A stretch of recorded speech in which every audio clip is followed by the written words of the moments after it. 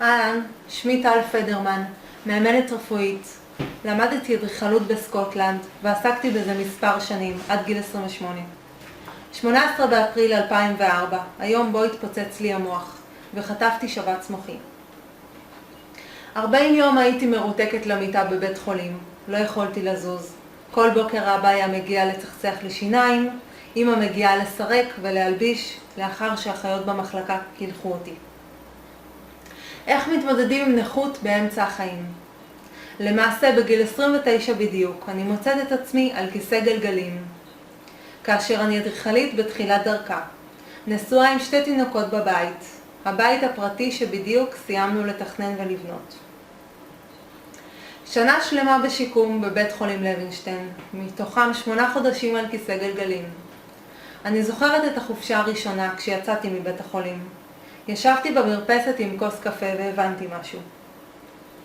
באותו רגע הייתי מאושרת שאני בבית ויכולה ליהנות מהשמש המלטפת, מהריח של הדשא ומהטעם של הקפה. הבנתי שהאושר הוא בחירה. וזה לא משנה שאני על כיסא גלגלים וכל הפה שלי מעוות ואיבדתי את הזיכרון ואיבדתי משרה נהדרת והבת שלי לא מזהה אותי. הבנתי שהאושר הוא בשליטתי, ואני יכולה לבחור להיות מאושרת בכל רגע נתון. אני בוחרת בחיים, בוחרת להקיף את עצמי באנשים שמחים ולחגוג כל יום. בשנים האחרונות עברתי מספר אובדנים. ביניהם איבדתי את אמי ביוני 2011, שחטפה גם היא שבץ בגזע המוח. אמא נפטרה בפתאומיות בגיל 61. אמא שלי הייתה דמות מאוד משמעותית בחיים שלי, בשיקום שלי. לפני מותה כתבתי את הספר הכל בראש, שמסביר שגם מהבור הכי עמוק אפשר לצאת. לכולנו יש בורות בחיים, אותם מצבים שנראים לנו כמו סוף העולם. אבל החוכמה היא להאמין שכל משבר הוא הזדמנות לצמיחה, כי בסופו של דבר הכל בראש. משבר רפואי משליך על כל תחומי החיים. יחסים בתוך המשפחה משתנים, מחלה נתפסת כאיום בעיני החברה. הרבה אנשים מתרחקים, לפעמים גם הזהות משתנה. כשמתגלה לפתע מחלה משמעותית או אדם חווה פציעה, החיים משתנים באופן משמעותי. ואז נשאלות שאלות כמו מה אני אעשה מחר בבוקר, איך אספר למשפחה, האם אוכל להמשיך לעבוד, איך אממן את הטיפולים והתרופות.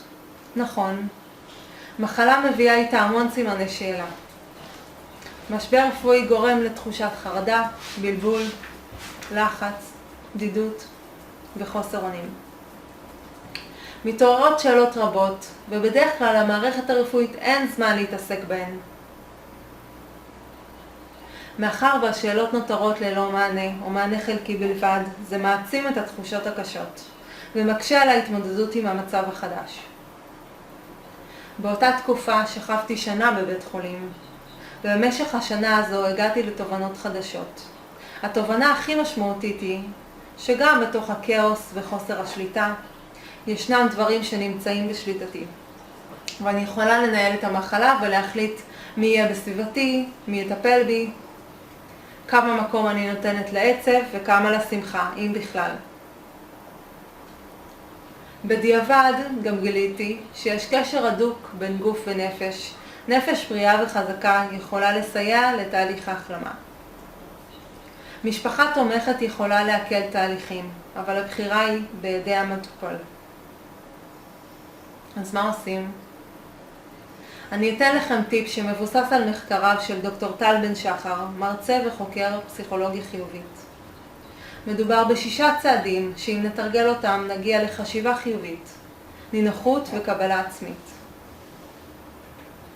צעד ראשון, לקבל את מה שיש ולהפסיק להתנגד למציאות. צעד שני, לרצות את מה שיש לך ולא את מה שאין. צעד שלישי, לתקשר בקלות עם עצמך. מה אני באמת רוצה? למה אני זקוק? צעד רביעי, לחקור, לזהות ולשנות את הסיפור שאתה מספר לעצמך. צעד חמישי, להתעסק רק בחיים שלך, ולא של אחרים. צעד שישי. להתמקד במטרה ולהניח לכל השאר. לסיכום. גם אם לא נולדת אופטימי, גם אם במשפחה שלך לא היו אופטימיים, גם אם מציאות חייך לא תמיד מעוררת אופטימיות, אפשר וכדאי לעשות אימון אישי לאופטימיות. והכי חשוב, מי שמגיע אליי דרך אייל המקסים לסדרה של 10 מפגשים, מקבל את הספר שלי הכל בראש במתנה. תודה.